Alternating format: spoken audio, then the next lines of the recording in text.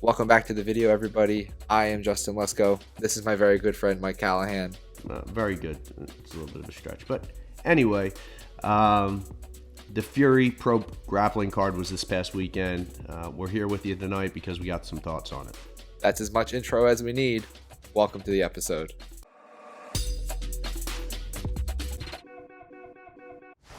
So when they announced this Fury card, I was pretty pumped. Like, I marked it on the calendar. Like, I was pretty excited because I really like the idea of UFC fighters and popular people fighting jiu-jitsu players and seeing like some interesting matchups that way. And when they announced that it was going to be Danielle Kelly versus Rose Namajunas in the main event, I was like, perfect. Yeah. This is going to be a great match. And then I started to get some red flags about weird rule sets, and then Rose pulled out because she has COVID or was in the COVID protocols, and the event itself was weird, and we'll get into it. But your initial thoughts, what did you think of the event?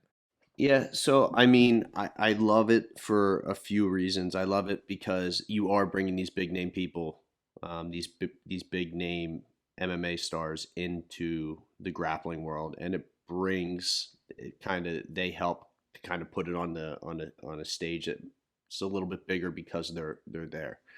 Um, and I like the show where these aren't these aren't you know these aren't nobodies in terms of their grappling abilities in MMA. These people that are coming to these shows are touted as jujitsu practitioners in MMA.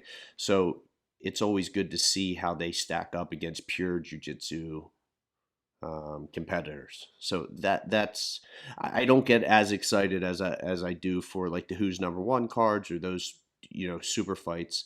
That's just me. But yeah, I'm always excited to see how these jujitsu practitioners who are um, primarily fighting in MMA will do against someone who's competing primarily in jujitsu. But like when you put Rose Namajunas or Donald Cowboy Cerrone on a card, people who don't watch pure grappling events are probably going to tune in. It's on Fight Pass, so Yep. real. I mean, I have Fight Pass because this is our job and I watch everything. But I don't know how many people still have Fight Pass after the ESPN Plus deal and paying 2 subscriptions to the UFC and all that. Yeah. But you're gonna get people interested because they're gonna want to see Rose Namajunas grapple a legit Brazilian Jiu-Jitsu black belt in Danielle Kelly. And it fell through, and that sucks. But like Donald Cowboy Cerrone is always gonna put eyes on the TV when he's competing, so that's a lot of fun. I think that we should have been invited, and I don't know why we weren't. And I would love. I've been talking to Tim from the Fight Dialogue about trying to set up like a training session where we can sort of have a competition about can he pass my guard and can he not? Because no one can pass my He guard. he yeah, he probably And can. It's not that difficult. Go ahead. I'm just saying for the next Fury Pro, or Hmm. if our buddy Michael Sears wants to put it on who's number one, I think a Battle of the Podcasts Jiu-Jitsu event would do well. I mean, maybe not main event, maybe put us like on the undercard, but Just speaking directly towards the cowboy, appearances on these cards, I like Donald Cerrone. I've always been a fan of his, and he is one of the more high level jujitsu practitioners when it comes to MMA. Um, and we've kind of seen how that's played out over the last couple of weeks when first he fought Craig Jones, and um, then he went up against Joe Selecki this time around. So and we're not going to get super into like each individual match and like breaking down each individual match. I wanted to talk more about like the card itself, the model itself, and some of the things that I think I didn't necessarily care for. I did like, I was surprised when they were like, oh, CM Punk is going to be doing like commentary duties. I was like, I think I rolled my eyes so hard that you could hear it across the room, but he actually did a good job. I actually like enjoyed yeah, hearing him talk. I thought he was there to do a certain job, and he did that certain job, and he was entertaining. I also like the pacing of this event. I know sometimes for like flow events, I feel like sometimes you're waiting forever. It feels like in between matches, but this card was like they were going. When one match was done, you weren't waiting forever for the next one to start. So that was good. There were good matches. There was a lot of highlights. Kevin Holland, who I think is if he can win some fights in the UFC, he's got potential to be a star because he's got a good personality. He had a lot of fun Yeah, I in this agree. card, even though he lost the decision. But I did not like, and we'll get to the match itself, the Craig Jones versus Sean Brady match. No heel hooks. We're just taking out heel hooks out of the equation, and I thought that that was a bad rule. I don't really see a problem with it. Here's let me just talk a little bit about that match. And Daniel Gracie posted something today. Who's Sean Brady's coach? Yeah, Sean Brady's a Daniel Gracie black belt, and I, I think that Sean Brady's getting a lot of unnecessary heat for this thing. Like he was, regardless of your thoughts on the rule set, they both agreed to that rule set. Craig Jones went in. It wasn't like Craig Jones wasn't allowed to leg lock at all. He just wasn't allowed to heel hook him. And if you watch the match, Craig Jones was trying to get to his legs. Um, I've never trained with Sean Brady. I've talked to people who have trained with Sean Brady, and they say it's almost like it's like he's like a Mack truck laying on top of you. So, and you can see it in his UFC fights too. I mean, the amount of pressure that this guy has on top, it looks like it's overwhelming. Not saying that he overwhelmed Craig Jones, um, but you really got to tip your hat off to him because you're talking about him going up against arguably the number two grappler in the world.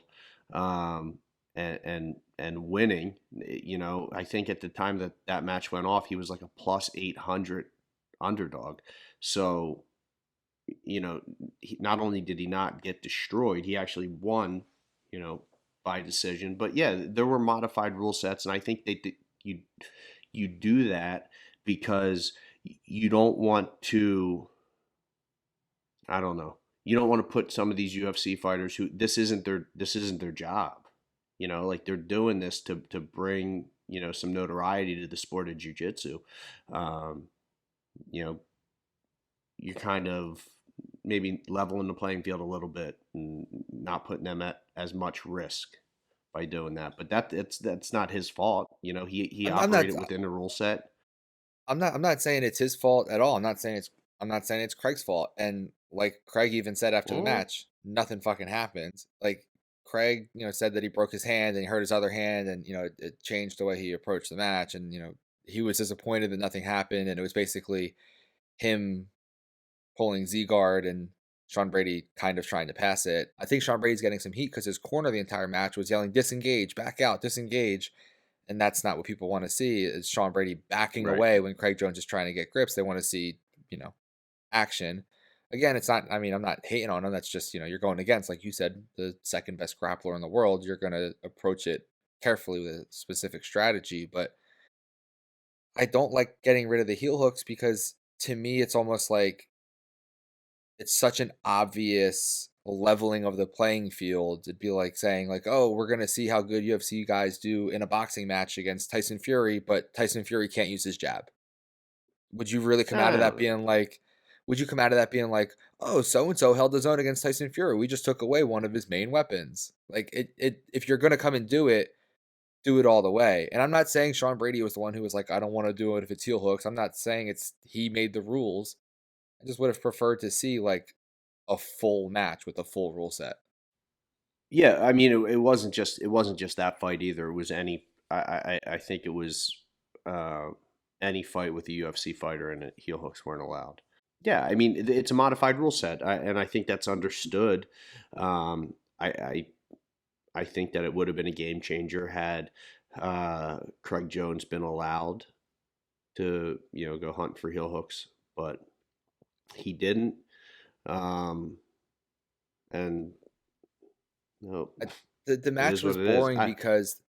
boring because Craig was passive on bottom and Sean was not very aggressive on top. And when you combine those two things, it's like when you have a fight where both guys want to counterpunch. Oftentimes it gets boring because neither guy wants to lead the dance, and that's sort of what this match was.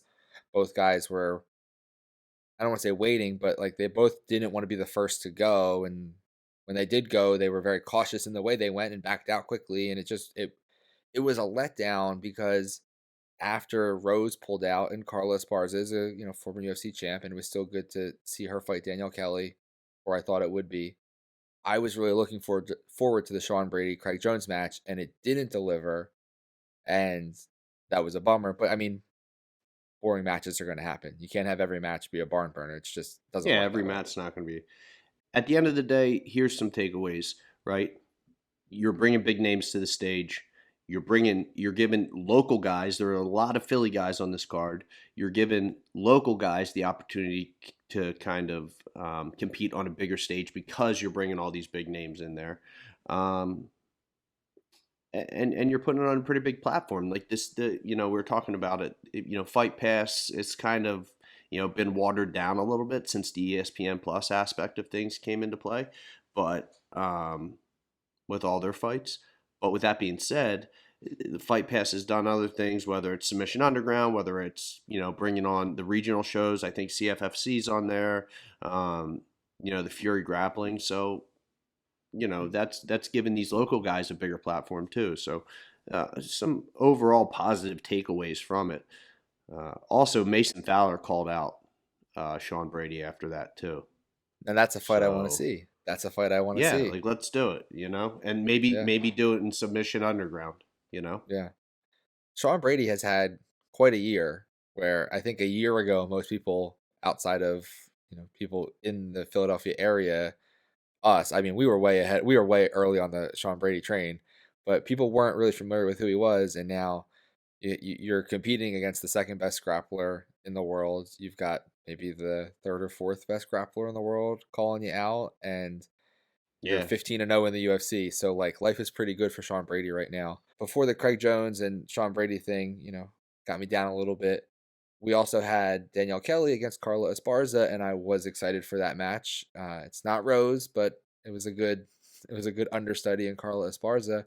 But unfortunately, Carla Esparza decided to try and slam her way out of Danielle Kelly's guard, accidentally headbutted Danielle Kelly, and accidentally cut her own eyebrow to the point where the match could not yeah, continue.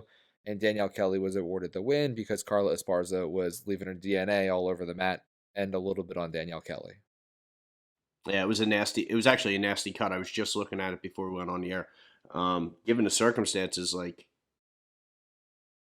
yeah, it's a bad cut and it was in a bad spot. But I thought initially when she slammed her that she had cut Danielle on her eye, right? Right. But she It was wasn't just her leaking. blood. No, yeah, it was. It was a gnarly cut, and like I said, it's in a bad spot. So hopefully it heals up in time and it's not a factor because I think she's supposed to fight Rose next. Yeah. So You could see too that Danielle Kelly was a little bit like, you're what the bleeding. fuck? What do I do now? Yeah, You're bleeding yeah, all over me because you slammed me, and now all right. yeah. But that was a bummer.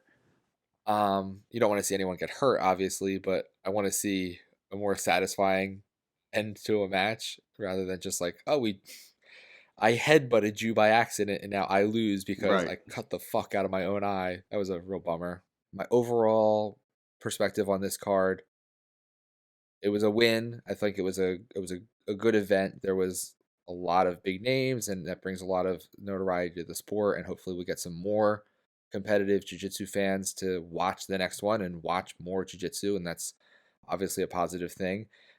If I was in charge, which I don't know why I'm not, if I was in charge, heel hooks are in for every match, slams are in for every match. Make it a real match. So essentially Thunderdome. Just say Thunderdome. It's essentially Thunderdome. I Two mean, you would men tune enter, in. one man leave. Yeah. You would watch. You would So watch. who run And then part of maybe town? and then maybe on the next one we can get on against another podcast and we can tag team it for Chael on Submission Underground, or we can just do, two straight up matches. But let us know in the comments who you'd like to see us compete against. Give my lungs some time to heal. Thank you everybody for watching. Those of you that made it all the way to the end, let us know down in the comments who we should face off against at the next Fury Pro Championship, and I guess more realistically, who you would actually like to see on the card. And while you're commenting, why not make sure you're subscribed to the channel as well? Thank you again for watching. We will see you in the next episode.